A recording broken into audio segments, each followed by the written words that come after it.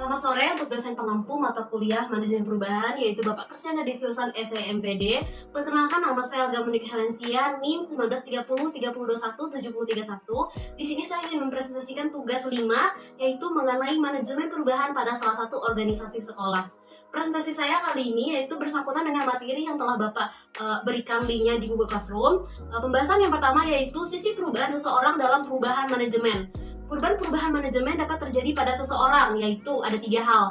Yang pertama, organisasi baru. Yang kedua, proses kerja baru. Yang ketiga, teknologi baru. Teknologi baru sangat sering terjadi manajemen perubahannya di salah satu organisasi sekolah. Seperti yang kita ketahui, bahwa di setiap zamannya itu teknologi selalu berubah. Tentunya sekolah selalu harus mengikuti update perkembangan zaman. Tentunya sekolah harus mengikuti teknologi yang semakin berkembang. Maka dari itu seringnya terjadi manajemen perubahan pada salah satu organisasi sekolah.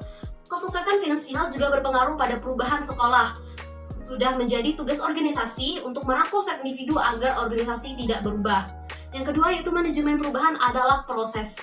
Praktisi harus selalu memantau dan mengukur aktivitas manajemen perubahan yang berpengaruh pada kelompok atau individu yang terkena dampak bergerak melalui transisi mereka. Seperti kita ketahui, guru-guru atau tenaga pendidik yang berada di organisasi pendidikan atau salah satu organisasi sekolah itu pasti mengalami perubahan baik itu secara individu atau kelompok di sekolahnya.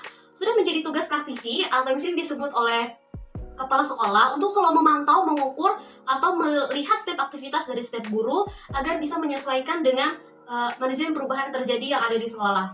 Yang ketiga yaitu ada 3 proses fase proski, yaitu fase pertama mempersiapkan pendekatan. Mempersiapkan pendekatan adalah dengan adanya perubahan manajemen pada salah satu organisasi sekolah, tentu kepala sekolah harus mempersiapkan pendekatan untuk manajemen perubahan yang terjadi tersebut dapat terimplementasikan dengan baik kepada guru-guru atau siswa tersebut. Kelola perubahan. Kepala sekolah pada salah satu organisasi sekolah harus bisa mengelola perubahan yang terjadi. Selanjutnya, fase yang ketiga yaitu berkelanjutan hasil. Hasil yang terjadi dengan manajemen perubahan yang telah dilakukan oleh sekolah atau salah satu organisasi sekolah tentu harusnya bisa berubah dan harus bisa dipertahankan. Yang selanjutnya yaitu manajemen perubahan adalah kompetisi. Manajemen perubahan merupakan kompetisi kepemimpinan yang memungkinkan terjadinya perubahan dalam organisasi. Sering kita lihat atau sering kita ketahui bahwa berubahnya manajemen perubahan itu adalah sering digunakan sebagai kompetisi. Antara sekolah lain dan sekolah lainnya sering merubah manajemen mereka tersebut hanya demi berkompetisi atau memperlihatkan sebuah keunggulan dari salah satu sekolah tersebut. Serta merupakan kemampuan strategi yang dirancang untuk meningkatkan kapasitas perubahan dan daya tanggap organisasi. Yang selanjutnya, mengapa kita membutuhkan manajemen perubahan? Ada banyak alasan untuk menerapkan manajemen perubahan yang efektif pada upaya skala besar dan kecil. Berikut 3 alasan utama mengapa kita membutuhkan manajemen perubahan tersebut. Yang pertama adalah perubahan organisasi terjadi satu orang pada satu waktu.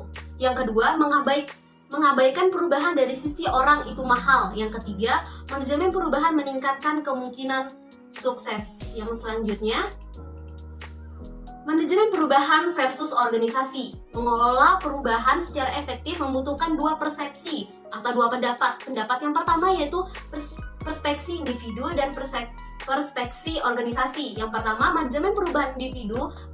Perspektif individu adalah pemahaman tentang bagaimana orang mengalami perubahan.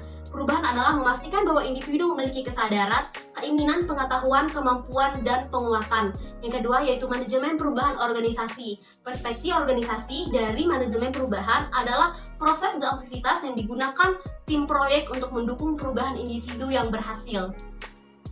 Yang selanjutnya yaitu bagaimana Anda dapat mengetahui perubahan yang berhasil. Apa yang dapat Anda lakukan untuk menjadi pemimpin perubahan yang lebih efektif? Mulailah menerapkan manajemen perubahan pada proyek dan membangun kompetisi manajemen perubahan di organisasi Anda. Contohnya seperti kepala sekolah sudah menjadi supervisor, kepala sekolah sudah menjadi administrator, kepala sekolah mempunyai 7 fungsi dalam satu badan. Kepala sekolah harus mampu menerima setiap perubahan yang terjadi di sekolah yang tersebut, baik itu perubahan kurikulum, perubahan teknologi, dan perubahan lainnya. Dan kepala sekolah harus mulai menerapkan bagaimana perubahan tersebut bisa terjalan dengan baik di salah satu sekolah tersebut. Baiklah, sekian yang dapat saya sampaikan. Semoga presentasi ini dapat berkenan di hadapan Bapak, dan mohon maaf apabila saya banyak kesalahan atau salah kata. Sekali lagi saya ucapkan terima kasih dan salam sejahtera untuk kita semua. Terima kasih.